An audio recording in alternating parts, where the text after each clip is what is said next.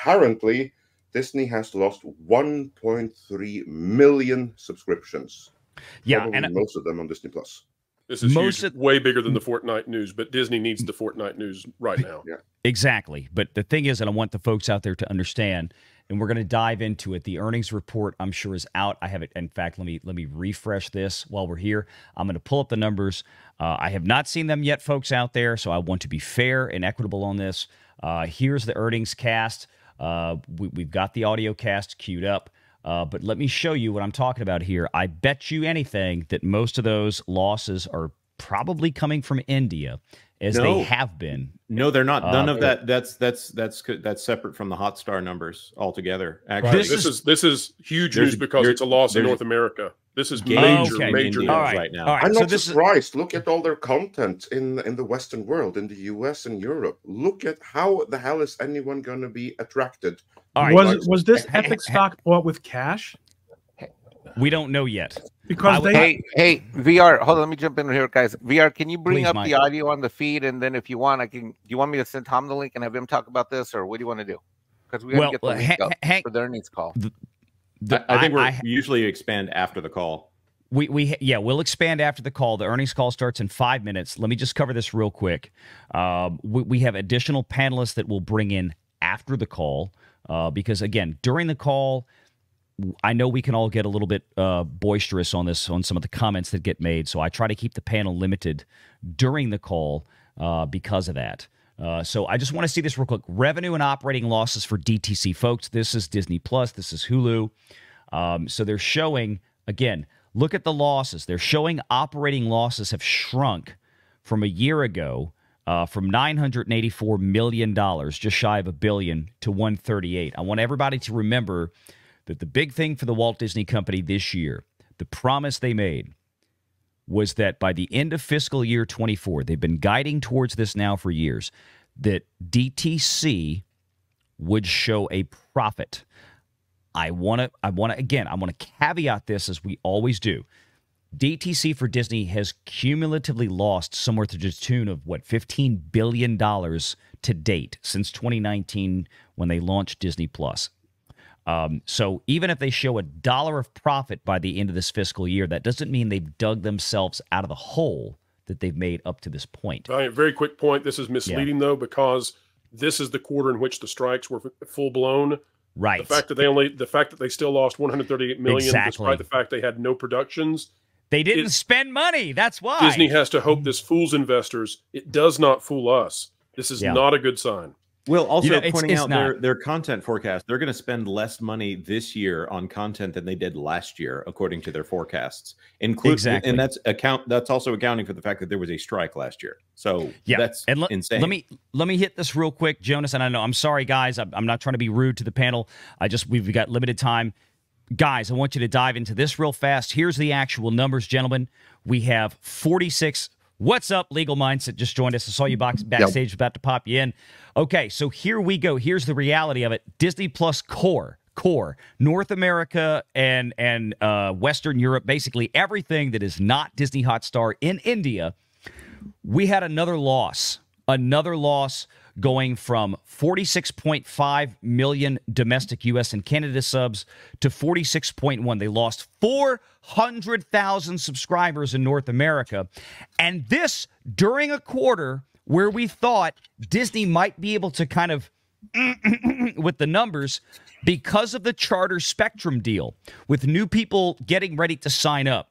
So I think we'll see maybe a surge in the first quarter, because my understanding is that didn't happen until after January 1st. But when you look at this ain't good. They lost nearly 1 million subs globally, excluding Disney Hotstar.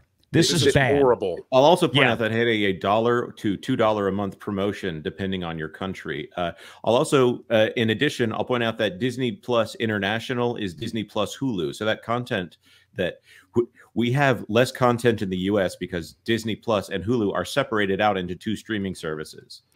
Over there, it's not. So they're making less money and spending more on, or they're offering more content over there on less money. So it's almost like the Disney name is in fact a drag on the streaming service. The Epic announcement is almost certainly to try to offset this. This is horrible. horrible news. Okay. Quick, mute that. We've improved our entertainment streaming operating income by a remarkable 86% year over year and remain poised to reach profitability in our combined streaming business by the end of fiscal 24 and build on our momentum to deliver significant, sustained profit margins in the future. Disney's Experiences business generated all-time records in revenue, operating income, and operating margin. And we are on track to meet or exceed $7.5 billion in cost savings as we continue to look for further efficiency opportunities across the company. We're excited to offer a more unified streaming experience, which we expect will deliver strong benefits in terms of higher engagement, lower churn, and greater advertising potential. When we launch our standalone ESPN service, we'll also make it available on Disney Plus for bundle subscribers, just as we've done for Hulu. We've already seen an incredible response to the beta launch of Hulu on Disney Plus, which has far exceeded every metric, and we are looking forward to the full launch next month. This is all part of the ambitious streaming strategy we've been building, from our acquisition of 21st Century Fox that expanded our vast content library and strong pool of creative talent, to the launch of Disney Plus as the home to a century of content, to securing full control of Hulu and expanding our streaming offerings to reach greater audiences, to our significant investments in technology. And they've done nothing with Fox, let's be honest. Steps toward ESPN's streaming future. Disney also has a great advertising story to tell, with unparalleled scale and very strong advertising technology, and our ad-supported Disney Plus offering is off to a great start. We successfully expanded outside the U.S. with launches in EMEA and Canada and grew to over 1,000 global advertisers in the first quarter. That's a tenfold increase from launch. More than anything, the success of our streaming services is a testament to the amazing content we create. With 6 of the top 10 most streamed movies across all streaming platforms in the U.S. in 2023, our best-in-class storytelling continues to entertain millions of people. We received 27 Golden Globe nominations and won top prizes for FX's The Bear and Searchlight's Poor Things. At this year's Primetime Emmy Awards, we took home 37 wins, more than any other entertainment company, and we lead the industry with 20 nominations heading into the Oscars, which will air on March 10th on ABC. We're also proud of our recent Disney-branded programming successes. Percy Jackson and the Olympians, which premiered on both Disney Plus and Hulu in December, has become a bona fide hit.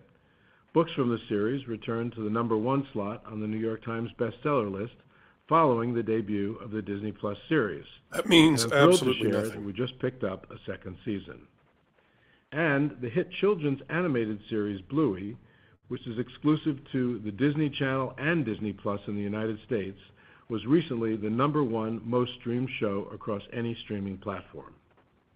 Looking ahead, we have an exciting slate of originals coming to Disney Plus, including Agatha from Marvel Studios, Skeleton Crew and the Acolyte from Lucasfilm, Win or Lose from Pixar, and much more.